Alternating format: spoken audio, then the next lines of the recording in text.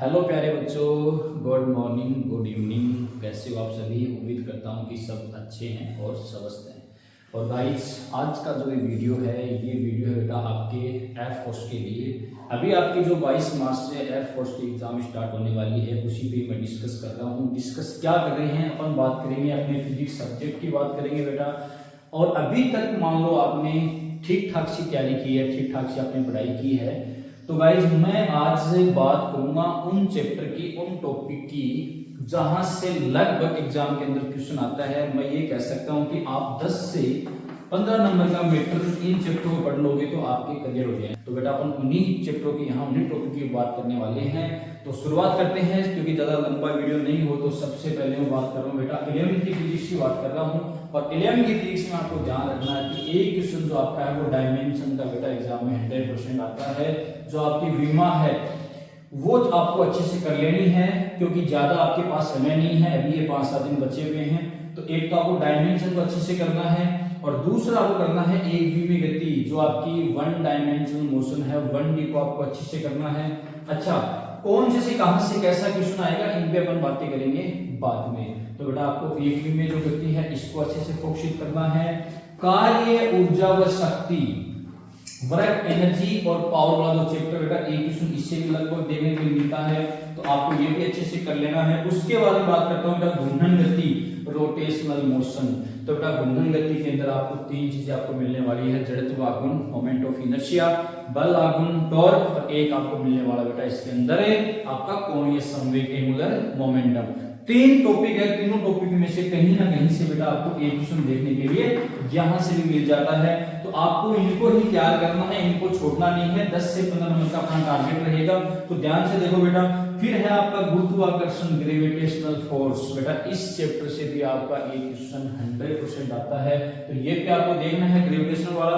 उसके बाद में अगर अपन बात करते हैं तो बात करते हैं श्यानता, प्रश्नाव, विस्कोसिटी और आपका सरफेस टेंशन। दोनों अलग अलग चैप्टर हैं। श्यानता और आपका जो प्रश्नाव है, इन दोनों चैप्टर को भी आपको बेटा पढ़ना है। दोनों से आपको 1 क्वेश्चन देखने के लिए यहां से भी मिल जाता है। उसके बाद में बात करते हैं उष्मा गति की, वेरी वेरी इंपॉर्टेंट। उष्मा गति की से भी बेटा आपको एक क्वेश्चन देखने के लिए मिलता है 100%। पहला अपन अगर कोशिश देखते हैं तो आपको 99% आपको मिलता है कार्नोट इंजन से, या फिर जो आपके उष्मा गति जो प्रक्रम है, जो प्रोसेस है, उनसे आपको क्वेश्चन देखने के लिए यहाँ से मिल जाता है।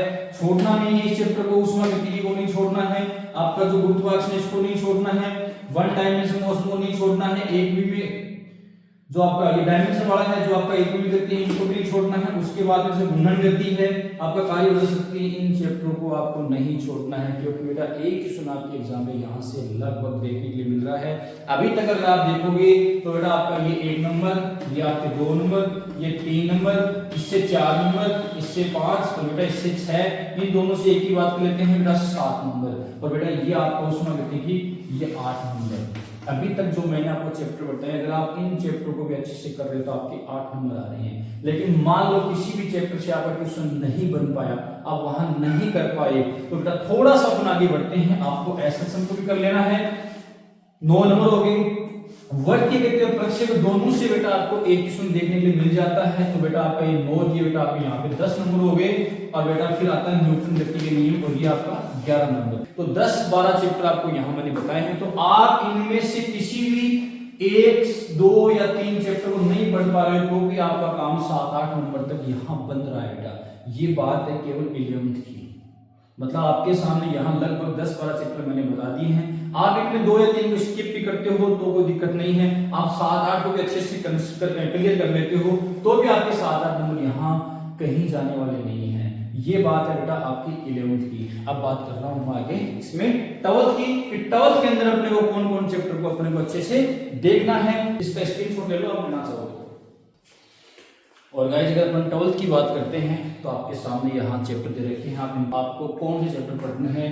स्तर विद्युत की, जो आपका इलेक्ट्रोस्टैटिक्स है, इसके अंदर आपको बेसिक पढ़ना है, चार्ज के बारे में पढ़ना है, आवेश के बारे में पढ़ना है, ठीक है। जो कूलम्ब लॉ होता है उस पर अक्सर क्वेश्चन देखने के लिए मिल सकता है। उसके बाद में आपको इस पे पढ़ना है विद्युत क्षेत्र, इलेक्ट्रिकल जो फील्ड है, कैसे कैसे इलेक्ट्रिक फील्ड कहाँ कहाँ कैसा बनता है, उस पर आपको डिस्कस करना है। एक आता है इसके अंदर विद्युत विभव, जो आपका विद्युत विभव है, इलेक्ट्रोस्टैटिक जो पोटेंशियल है, इन तीन चीजों को आपको पढ़ना है। इन तीनों से आपको 1 से 2 क्वेश्चन देखने के लिए गाइस यहाँ से मिल जाएगा। उसके बाद में बात करते हैं हम ऑप्टिक्स की, बात करते हैं प्रकाश की। तो प्रकाश के ऊपर भी आपको यहाँ 2 से 3 क्वेश्चन देखने को मिल सकते हैं। 2 तो कंफर्म है, लेकिन तीसरा भी बन सकता है। इसके अंदर 2 पार्ट है, एक तो आपका रे वाला है किरण प्रकाशिकी, दूसरा आपका वेव है तरंग प्रकाशिकी। आपका जो रे है, एक क्वेश्चन यहाँ से, एक आपका वेव से, तो 2 क्वेश्चन आपके यहाँ से भी कंफर्म है। तो गाइस अगर आप देखोगे तो 1 से 2 की मैंने आप बात करें, आप 1 मान के चलो, 2 यहाँ से मान के चलो, 3 क्वेश्चन गाइस आपके हो चुके हैं। तो इसको भी आपको थोड़ा देखना है। फिर आता है विद्युत चुंबकीय करंट। इसके अंदर आपका जो ईएमएफ होता है वो d∅dt होता है, या फिर जो आपका ईएमएफ होता है वो L/di/dt होता है। तो गाइस लगभग इन्हीं से ही क्या आता है, आपको न्यूमेरिकल आता है। तो आपको विद्युत चुंबकीय करंट वाला चैप्टर है, इसको भी देख लेना है। उसके बाद में बात आती है एसी और डीसी की। तो एसी वाला चैप्टर आपका प्रत्यावर्ती जो ज्यादा है, उससे भी आपका एक क्वेश्चन आपको देखने के लिए मिल जाता है। ऐसे तो 12th के अंदर आजकल 60% जो है वेटेज वो 12th का हो गया है, और 40% वेटेज जो आपका है वो 11th का हो गया है। रेडियस जो आपकी सक्रियता है, रेडियोएक्टिविटी जो आपकी है, इससे भी गाइड आपको लगभग एक क्वेश्चन देखने के लिए मिलता है। जो आपका अर्धआयुकाल है, हाफ जो आपका जो टाइम है, यहाँ पे आपको न्यूमेरिकल देखने के लिए मिल सकता है। तो आपको रेडियो एक्टिविटी भी पढ़ना है, अर्धआयु से जो क्वेश्चन आता है उसको आपको देखना है। उसके बाद में बात की गेट की। तो गेट से भी आपको लगभग क्वेश्चन देखने के लिए मिल जाता है।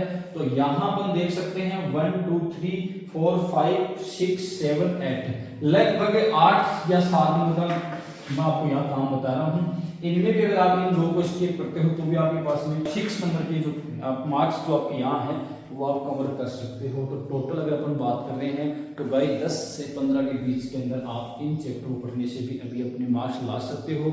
और लास्ट ईयर कट ऑफ अगर अपन देखते हैं तो आपकी 37 रही थी आज ग्रुप की। कितनी रही? 37। ये बात मैंने पिछली बार बच्चों से कही थी कि मेट इस बार आगे जाएगी, तो गाइस वैसा ही कुछ हुआ है।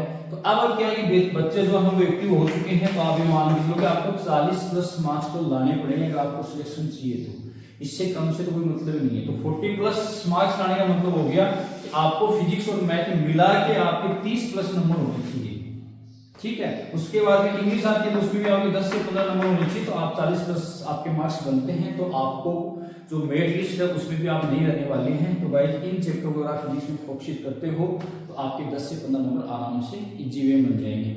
और जो बच्चे तैयारी कर रहे हैं अच्छे से, तो बेटा उनको तो सारा मैटर पढ़ना है, क्योंकि अपन कई बार देखते हैं ये तो वो है सिलेक्टेड चैप्टर है जहां से क्वेश्चन अपन देखने को मिलता है। अपन अपने कट ऑफ निकाल सकते हैं, अपन फिजिक्स में पास हो सकते हैं, एक ऐसा मैं कह सकता हूं। 10 से 15 नंबर अगर आपके बन सकते हैं तो आपका काम चल सकता है।